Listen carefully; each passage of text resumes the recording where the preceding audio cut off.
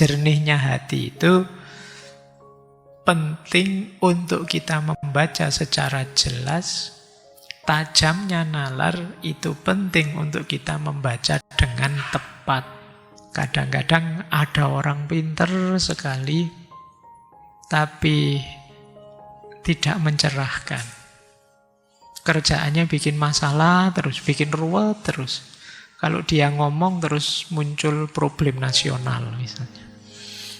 Begitu dia mengucapkan sesuatu, galau se-Indonesia, bingung se-Indonesia. Ini pinter orang ini, pikiran-pikirannya luar biasa, tapi tidak mencerahkan. Mungkin kalau pakai formula ini ya, nalarnya canggih, tapi nurnya kurang. Kebalikannya juga begitu, ada orang fokus kebaikan saja, fokus kecerahan saja, tapi nalarnya tidak jalan. Akhirnya nanti muncul seperti tulisannya Imam Ghazali, orang-orang yang tertipu. Jadi, kenapa?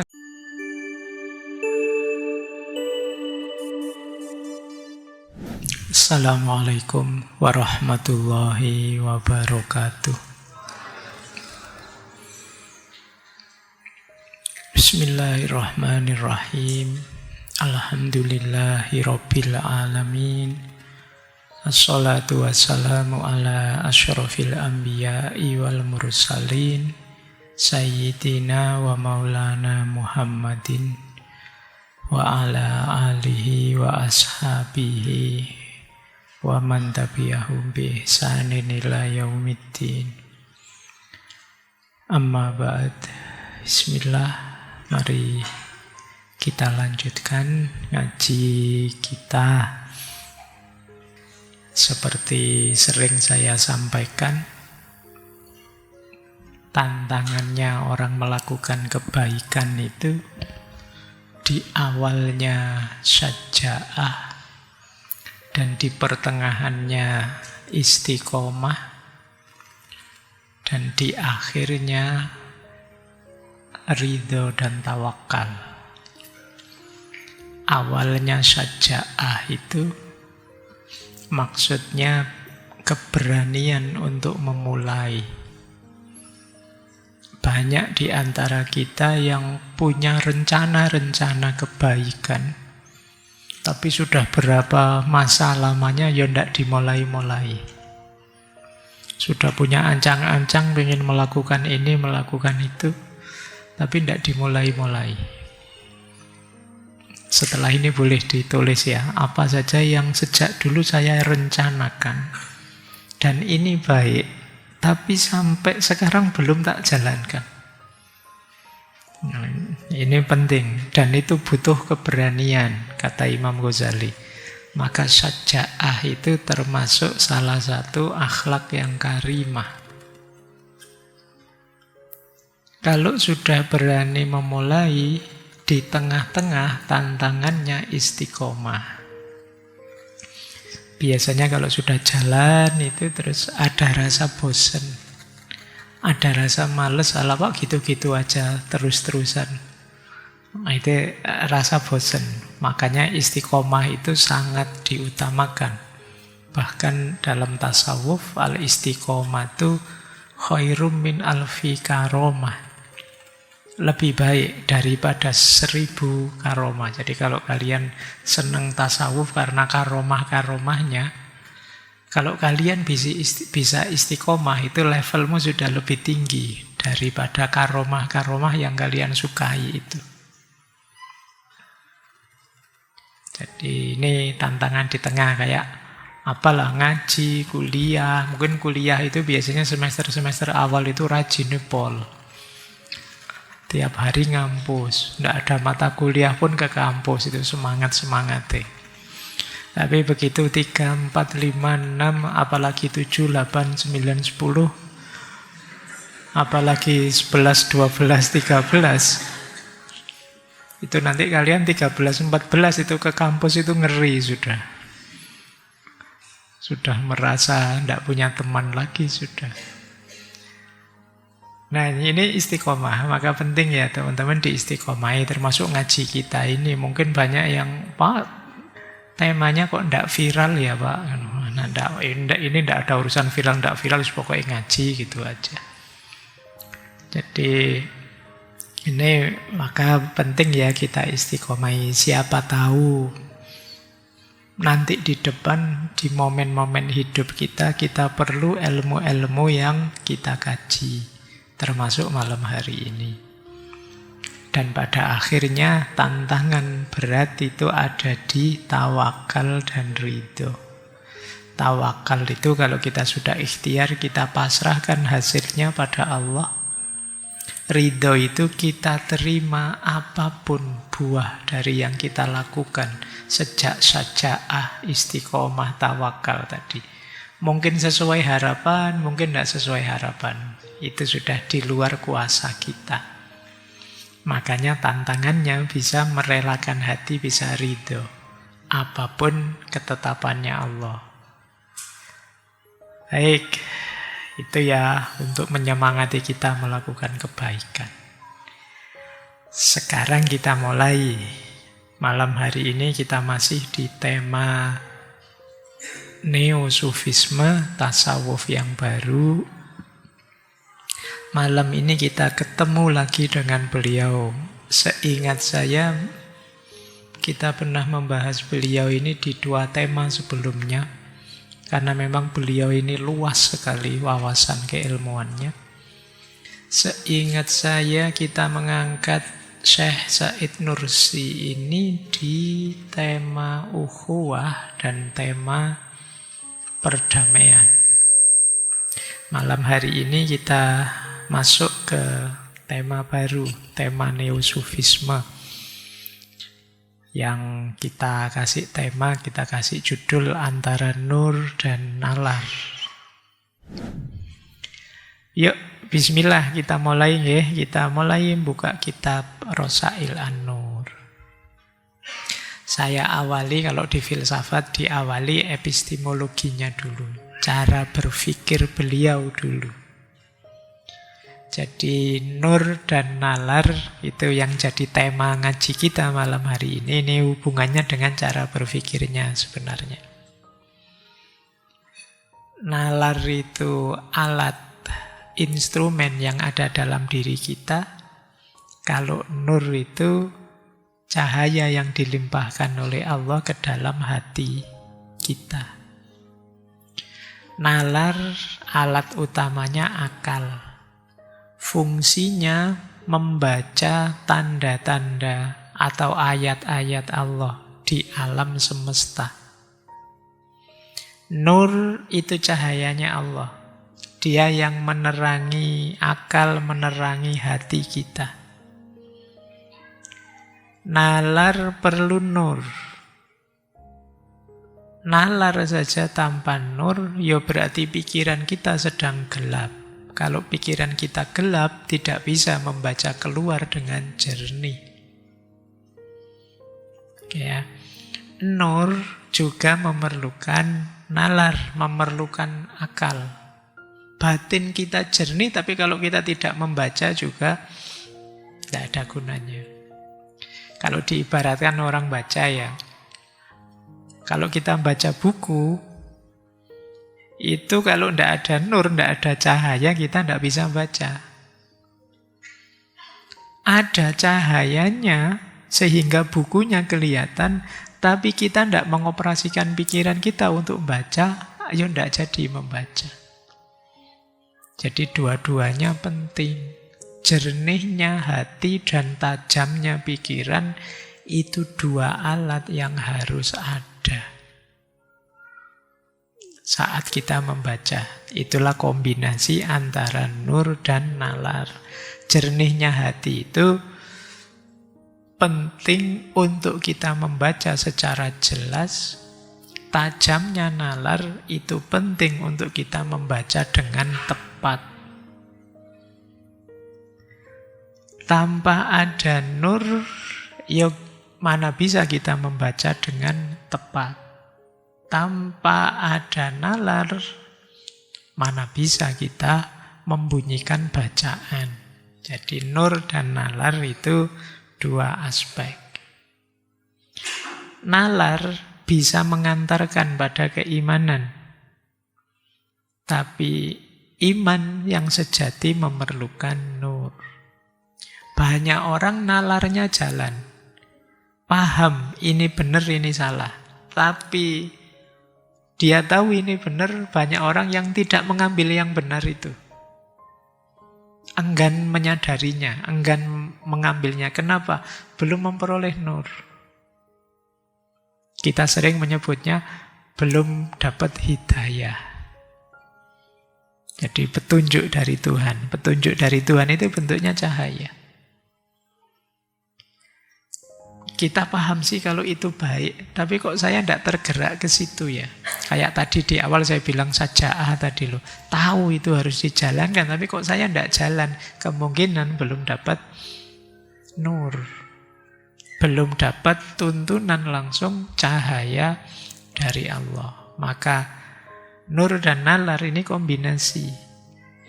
Itulah kenapa nanti beliau mengkonsep tasawuf itu ya mengkombinasikan dua ini. Tidak boleh salah satu. Banyak sufi yang hanya fokus pada nurnya saja. Sementara banyak ilmuwan fokus pada nalar saja. Padahal dua-duanya penting. Ya nur ya nalar. Kadang-kadang ada orang pinter sekali, tapi tidak mencerahkan. Kerjaannya bikin masalah terus, bikin ruwet terus.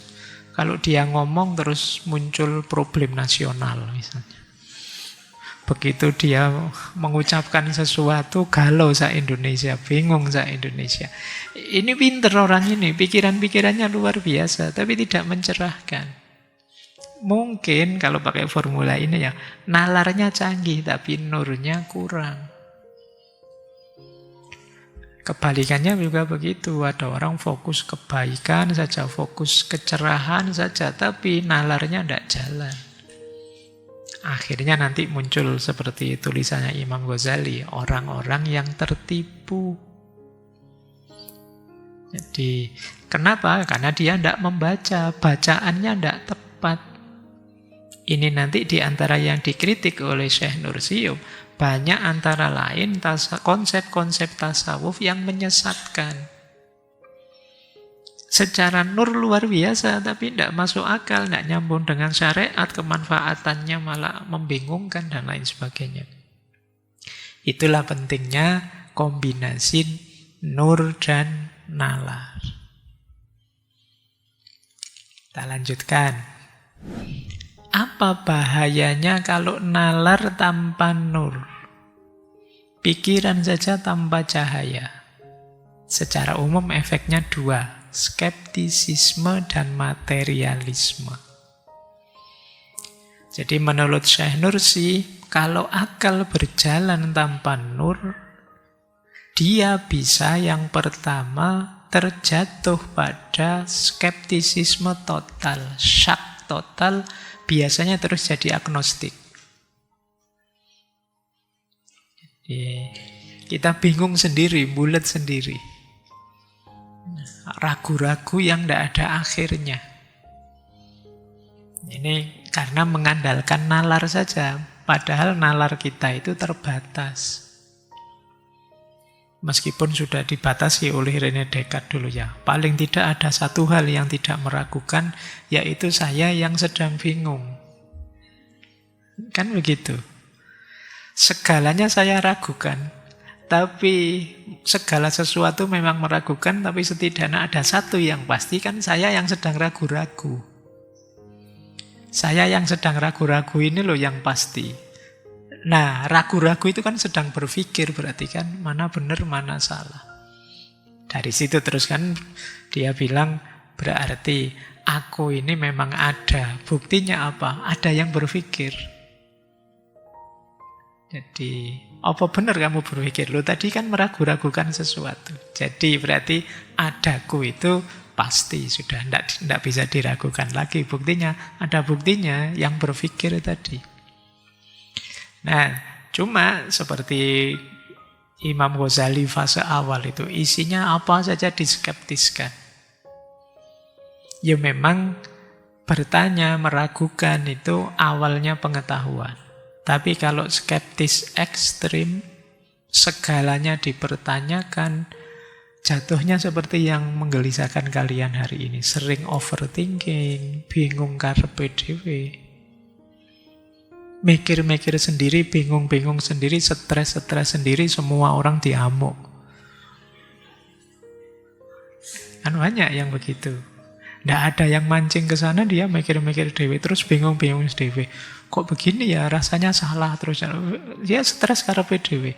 Nah itu ketika terlalu mengandalkan nalar, lupa dengan nur. Itu efek pertama. Efek kedua, terjebak dengan penjelasan yang materialistik tentang segala sesuatu termasuk alam.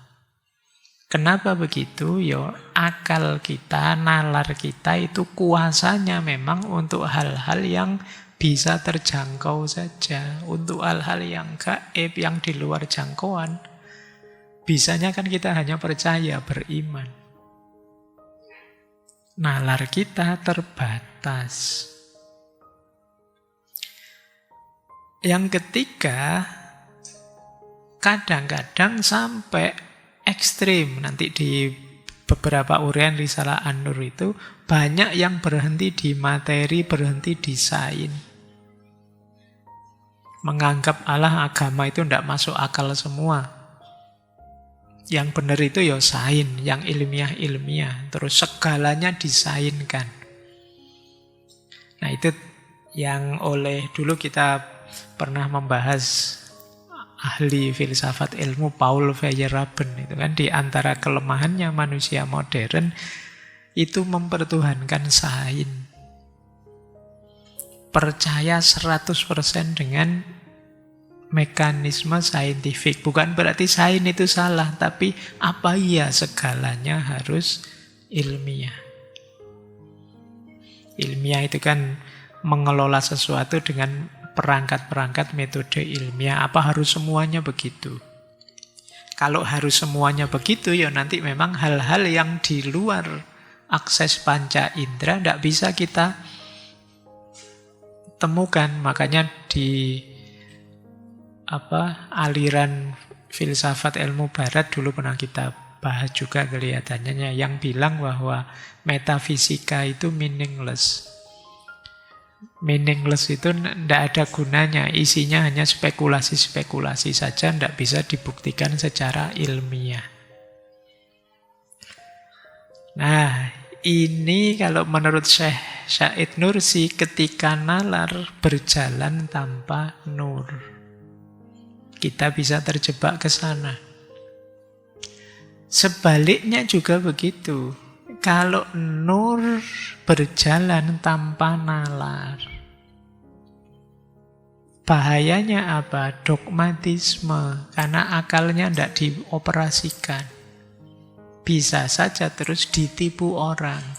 Bisa saja sesat. Itu masih mending. Kadang-kadang menyesatkan orang. Kalau sesat sendirian tidak masalah urusanmu ya. Yang susah itu menyesatkan orang. Kalau sekarang kan gampang menyesatkan orang itu kan, tinggal kamu posting saja kan nanti rame-rame sendiri orang-orang. Ya kalau kamu bingung sendiri tidak masalah. Sekarang bingung ngajak teman se-Indonesia lagi misalnya. Nah ini kalau bahasanya Syekh Nursi ya. Nur yang tanpa nalar itu kadang-kadang ke sana. Ini beliau contohkan dalam praktek tasawuf. Misalnya muncul orang yang ngomongnya ngaco. Satohat. Kalau dalam tasawuf ya. Klaim-klaim spiritual yang tidak masuk akal. Tidak masuk akal pun kita terima dengan alasan, wow itu memang begitu kuasanya Allah. Nah, ini nalarnya tidak jalan. Kadang-kadang rentan manipulatif. Kita ditipu orang, kita disesatkan orang. Karena kita tidak menjalankan akal. Terus taklid yang buta. Sebenarnya dalam hidup kita itu ya banyak hal yang kita percaya saja sih taklid. Kalau kita sakit ya kita percaya ke dokter.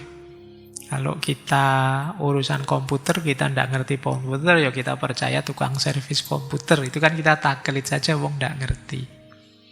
Tapi ada orang yang taklidnya buta.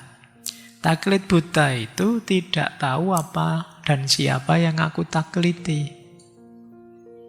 Kalau saya tidak ngerti fikih, kemudian ikut patuh pada ulama fikih, ini masuk akal. Tapi kadang-kadang orang yang nalarnya tidak dipakai, itu urusan fikih nanti taklidnya sama sopo gitu, dokter apa sama pedagang, bisnismen atau sama apa gitu. Ini taklid buta namanya. Dan tidak tahu yang ditakliti itu apa. Nah, ini terjadi ketika nalar tidak dipakai. Orang baik yang tidak mau mikir. Ya efeknya dimanipulasi, banyak ditipu. Termasuk kalau dalam tasawuf kadang-kadang dengan khurafat-khurafat, pengalaman-pengalaman mistik yang sesat, dan lain sebagainya. Kan banyak itu cerita-cerita orang merasa dapat wahyu dari Allah, dapat ilham, terus mendirikan kelompok ini, kelompok itu. Merasa dirinya jadi nabi, bahkan ada yang merasa dirinya jadi malaikat Jibril, bahkan ada yang kan ngeri kalau kayak gitu. Maka nur harus dapat imbangan nalar. Nalar tidak boleh liar, dia juga harus terkendali oleh nur. Maka yang ideal menurut Syekh Nursi, pastikan 3 daya ini hidup dalam diri kita. Yang pertama akal, yang kedua ilmu, dan yang ketiga hati. Hati itu untuk menampung nur tadi dari Tuhan ya. Akal untuk menyelidiki, akal untuk bertanya, mencari kebenaran, menemukan mana baik, mana buruk, akal. Yang kedua ilmu. Ilmu untuk menguatkan, itu pentingnya kita belajar. Sehingga ngerti konsepnya, ngerti dasarnya, ngerti teorinya. Kemudian nur. Nur ini untuk memandu, mengorientasikan. Jangan sampai sudah dapat ilmu dipakai yang negatif. Jangan sampai hal yang baik kita jalankan dengan buruk. Kita peroleh dengan buruk. Ini yang memandu nuntun nur. Akal mencari, tapi mencari juga harus beradab, harus berakhlak. Tidak boleh menyakiti orang, tidak boleh menyusahkan orang. Ini yang bisa mandu, ini nur. Jadi akal, ilmu, dan nur. Makanya kalau di UIN Jogja itu terkenal sekali ada triadik. Ini dulu rumusannya Prof. Amin Abdullah. Hadaratul nas, hadaratul ilm, hadaratul falsafah. Jadi bagaimana dalam diri seorang ilmuwan itu 3 komponen ini hidup. Komitmen pada agama, komitmen pada ilmu, dan komitmen pada falsafah. Falsafah itu berhubungan dengan kritisisme, berhubungan dengan realitas, berhubungan dengan nilai, dan lain sebagainya. Jadi itu gunanya filsafat di situ. Ilmu saja tanpa ada filsafat, maka fungsi kritis dan fungsi pengembangannya macet. Kalau berhenti di ilmu, berhenti di teori. Sementara teori itu dirumuskan berdasarkan ruang dan waktu tertentu pada fenomena tertentu. Yang bisa saja ketika realitas berubah, perlu ada perubahan baru. Yang bisa mengkritisi siapa? Filsafat. Itu bedanya nanti sosiologi dan filsafat sosial misalnya.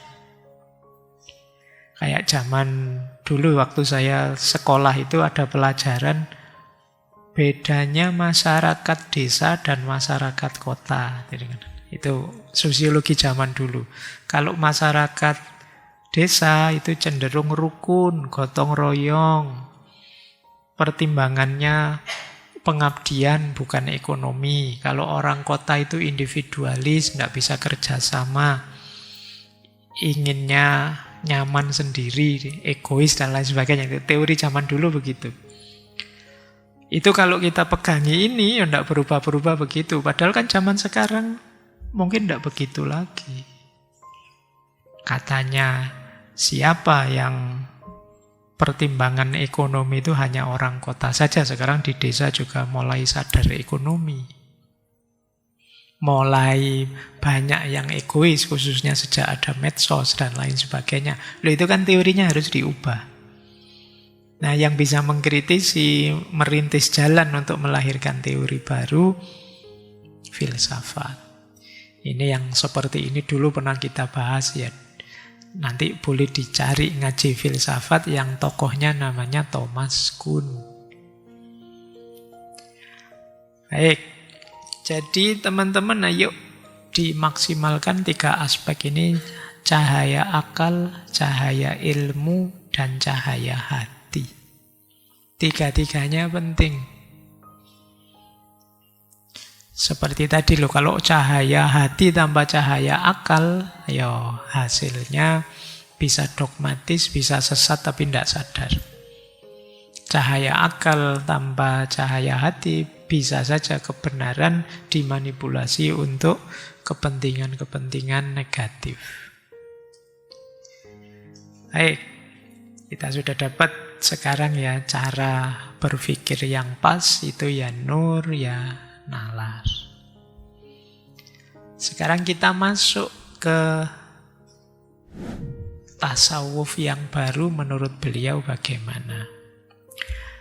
Ini saya ambil 9 catatan dari beliau tentang tasawuf dan torekot. Seperti saya bilang tadi ya, 9 catatan ini adanya di Risalah An-Nur bagian 29 kalau tidak salah. Ini Risalah An-Nur itu formatnya tanya jawab sebenarnya. Makanya di sini ada 9 catatan. Apa sih tasawuf yang seharusnya itu? Catatan pertama. Jadi beliau bukan anti tasawuf. Meskipun beliau nanti mengkritik beberapa hal dari tasawuf. Catatan pertama, ini saya ngutip langsung ya dari kitabnya. Saya tidak olah dengan kalimat sendiri. Nanti kita urai. Tujuan dari tasawuf, torekot, kewalian, dan suluk adalah mengenali dan meraih hakikat keimanan dan Al-Quran melalui perjalanan ruhani dalam naungan Mi'raj Muhammad lewat langkah-langkah hati untuk sampai pada satu keadaan dan perasaan yang menyerupai syuhud atau penyaksian. Tasawuf dan torekot merupakan rahasia dan kesempurnaan manusia yang agung. Kita syarahi ya satu-satu. Yang awal, tujuan tasawuf, torekot, kewalian, suluk adalah mengenali dan meraih hakikat keimanan dan Al-Quran. Jadi tasawuf itu kan memang yang dikelola sisi batinnya keimanan. Tidak sekedar sholatnya, tapi juga masuk ke khusyuknya. Tidak sekedar lapar dan hausnya puasa, tapi juga pengendalian dirinya. Ini hakikat-hakikat keimanan. Itu gunanya tasawuf. Yang tentu saja itu disebutkan dalam Al-Quran. Tanpa olah batin, aktivitas beragama kita yang lahiriah saja ya rasanya kayak apa, kayak sholat itu kayak gerak badan saja. Kalau puasa itu kayak diet saja. Mungkin banyak ya di antara kita yang kadang-kadang, wah berat badanku kok tambah naik terus, ini harusnya saatnya puasa ini. Itu puasa yang nawaitunya untuk diet. Nah, padahal ada rahasia yang lebih dalam yang bisa menemukan siapa tasawuf. Melalui torekot, melalui suluk, melalui rasa langsung. Makanya istilahnya melalui perjalanan ruhani dalam naungan Mi'raj Nabi Muhammad. Maksudnya melalui penghayatan, melalui dzauq, melalui pendekatan kita pada Allah sebagaimana Nabi Muhammad waktu Mi'raj. Jadi maksudnya mendekat kepada Allah. Lewat langkah-langkah hati untuk sampai pada satu keadaan dan perasaan. Ini makomat dan ahwal. Ada tangga-tangganya, ada keadaan dan perasaannya. Diawali dari tobat, dilanjutkan sabar, dilanjutkan tawakal, dilanjutkan. Jadi ada tangganya. Untuk kita bisa menikmati, merasakan perjalanan batinnya agama. Yang mengarah menyerupai syuhud. Syuhud itu berakhir pada penyaksian kita tentang bahwa Allah itu memang ada. Allah itu memang maha besar. Allah itu memang maha penyayang. Allah itu memang maha kuasa segalanya. Puncaknya ke sana. Kesaksian kita bahwa karena kita ngalami langsung, merasakan langsung, kesaksian bahwa inilah Allah. Hadirnya Allah dalam hidup kita. Itulah hakikatnya tasawuf. Dimensi batinnya agama, hakikatnya keimanan yang kita temukan melalui perjalanan rohani dengan makomat dan ahwalnya sendiri yang berakhir pada kesaksian tentang benarnya Allah. Ini catatan pertama. Semoga bisa ditangkap ya, karena masih 8 lagi.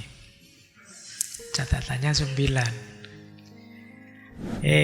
Catatan kedua.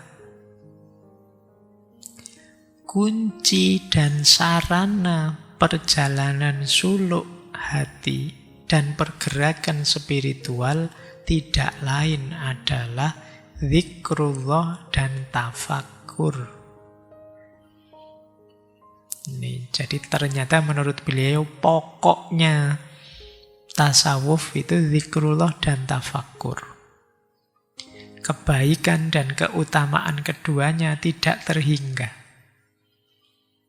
Terus beliau menjelaskan, kalau kita kesampingkan manfaat ukhrawi dari zikir dan tafakkur, serta buah dari keduanya dalam mengantarkan manusia menuju kesempurnaan, lalu kita memfokuskan perhatian pada salah satu manfaat dari sekian banyak manfaat keduanya yang bisa diraih manusia di kehidupan dunia ini, maka kita akan melihat bahwa semua manusia pasti mencari pelipur lara dan kesenangan yang dapat menghibur hati dan meringankan beban hidupnya walau sedikit.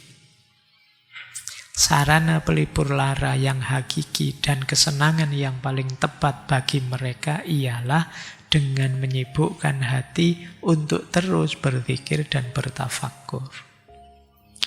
Ini beliau maksudnya begini. Pokoknya tasawuf itu zikrullah dan tafakkur. Zikrullah dan tafakkur ini luar biasa, keutamaannya banyak. Bahkan seandainya tanpa harus kita tengok bagaimana zikir dan tafakkur itu bermanfaat nanti di akhirat. Di dunia saat ini saja, manfaatnya zikir dan tafakkur itu luar biasa. Dia bisa jadi sumbernya ketenangan, dia bisa jadi obat pelipur lara. Jadi betapa luar biasanya zikir dan tafakur ini. Ini beliau ingin menegaskan kalau zikir itu kan kalau dalam Al-Quran itu ala bi dzikrillahi tatmainnul qulub. Hati bisa tenang.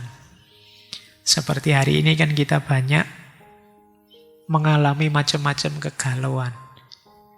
Saya tidak tahu apa teman-teman mempraktekkan itu. Ketika sedang gelisah, kita mencari ketenangan. Apakah kita terus larinya ke zikir? Padahal Al-Quran jelas mengisyaratkan ala bidzikrillahi tatmainnul qulub.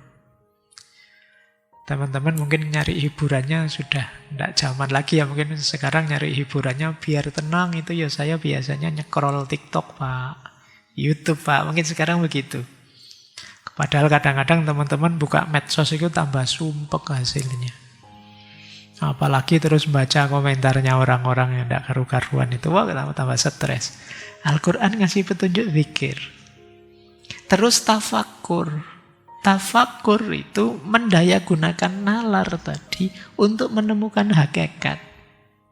Dengan tafakur lah bisa ringan isi pikiran kita. Kalau kita ada masalah, iya ya wong yo saya ini manusia biasa. Tidak semua keinginanku bisa terpenuhi. Wong aku tidak punya kuasa atas hidupku, yang punya kuasa Allah. Lah kok ngapain aku segalau itu sekarang? Kenapa aku tuh sesetres itu ketika ada masalah? Nah, ini hasilnya tafakur. Ya wajar saja hidup ini kadang naik, kadang turun. Kadang sukses, kadang gagal. Wong masih manusia. Nah, jadi wong ini bukan game. Kalau game sih gagal di restart terus akhirnya bisa diulang-ulang. Tapi ini enggak, dan naik turun itu biasa kok. Ini buahnya tafakur. Zikir dan tafakur kita sukses, hidup kita akan jauh lebih tenang. Jadi maunya Syekh Nursi ini tidak harus jauh-jauh. Kalau banyak zikir nanti kita masuk surga, kita dekat dengan Allah. Seandainya manfaat ini tidak kita lihat dulu pun, dengan zikir dan tafakur kita bisa tenang, mendapatkan banyak pelipur lara. Inilah diantara manfaatnya tasawuf. Makanya orang yang menempuh jalan kesufian, suluk itu kalau memang sungguh-sungguh itu biasanya hidupnya lebih tenang, lebih stabil. Tidak gampang goncang dan goyah. Ini yang kedua. Jadi kuncinya tasawuf, zikrullah dan tafakur. Syekh Nursi juga punya pandangan, kita masuk ke jalur tasawuf itu tidak harus kemudian masuk ke torekot. Silahkan saja kalau merasa perlu bertorekot, kalau tidak ya monggo. Tapi nilai-nilai tasawuf termasuk tadi memperhatikan sisi batin beragama, itu sesuatu yang mau tidak mau harus kita jalankan. Lanjut. Catatan ketiga. Ini kunci-kuncinya tasawuf. Kewalian adalah bukti risalah kenabian. Sedangkan torekot adalah petunjuk tentang syariat. Hal itu karena hakikat keimanan yang disampaikan risalah kenabian dapat dilihat dan dibenarkan oleh kewalian dalam tingkat ainul yakin, yaitu dengan penyaksian hati dan perasaan spiritual. Pembenaran terhadapnya merupakan bukti kuat akan kebenaran risalahnya. Selanjutnya, torekot menjadi bukti atas kebenaran hukum-hukum yang dikandung oleh syariat. Dan bahwa dia benar-benar bersumber dari Allah lewat limpahan darinya dan manfaat yang didapat melalui kasyaf dan dzauk.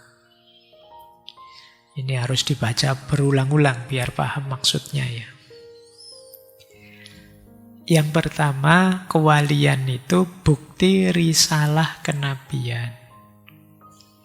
Jadi, kebenarannya risalah yang dibawa oleh Nabi itu bisa dibuktikan melalui jalur kewalian.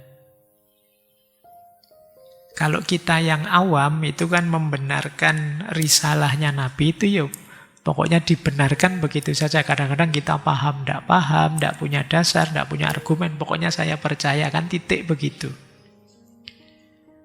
Sementara orang-orang yang makomnya aulia, para walinya Allah, itu mereka tidak sekedar percaya, tapi apa? Mengalaminya langsung.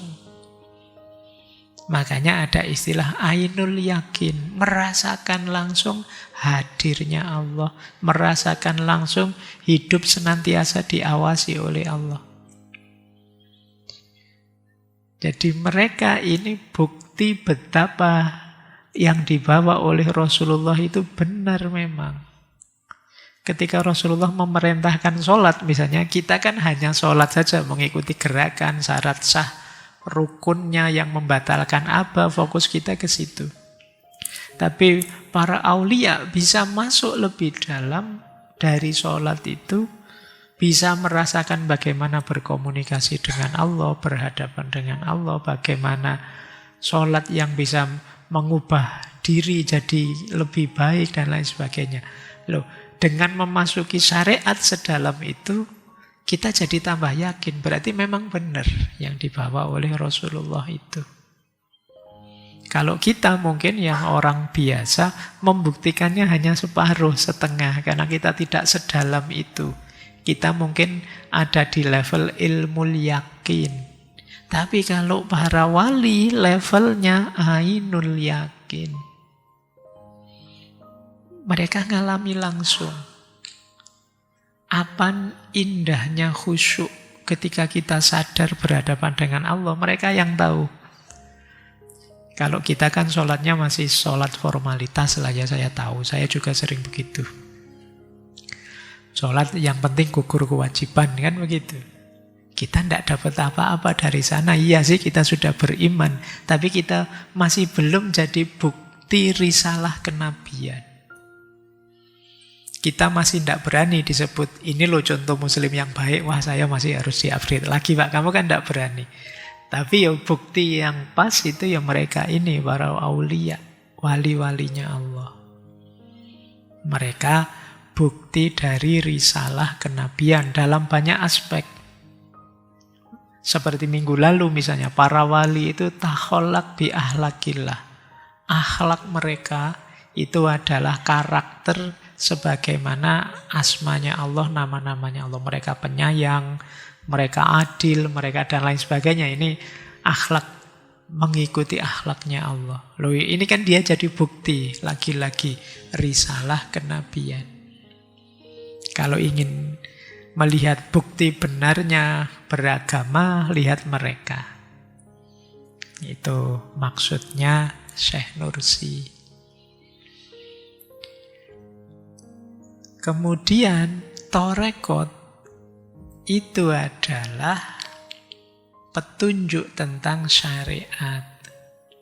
Jadi torekot itu kan, ini sebenarnya maknanya antara syarik dan torik itu sama-sama nama jalan.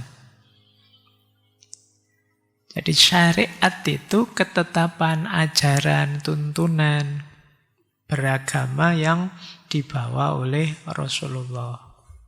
Kalau torekot, cara kita menjalankan syariat. Itu namanya torikoh. Nah, makanya menurut beliau torekot itu petunjuk tentang syariat. Zikir yang benar begini loh, itu biasanya jangan diajarkan di torekot. Sholat yang benar begini loh. Wirid yang benar itu begini loh. Puasalah seperti ini. Tapi petunjuk-petunjuk praktis detail semacam ini kita ketemunya di torekot. Yang tidak hanya aktivitas lahir tapi masuk sampai ke batin. Makanya sejak kemarin itu selalu ditekankan tasawuf, torekot, tidak boleh ninggal syariat. Syariat tidak boleh berhenti di syariat, dia harus mendalam ke aspek torekot. Jadi syariat tanpa torekot, ya kita ketemu formalitas dogmatisnya saja. Torekot tanpa syariat, ya jatuhnya jadi kebatinan saja. Itu seperti kemarin ya kita analogikan.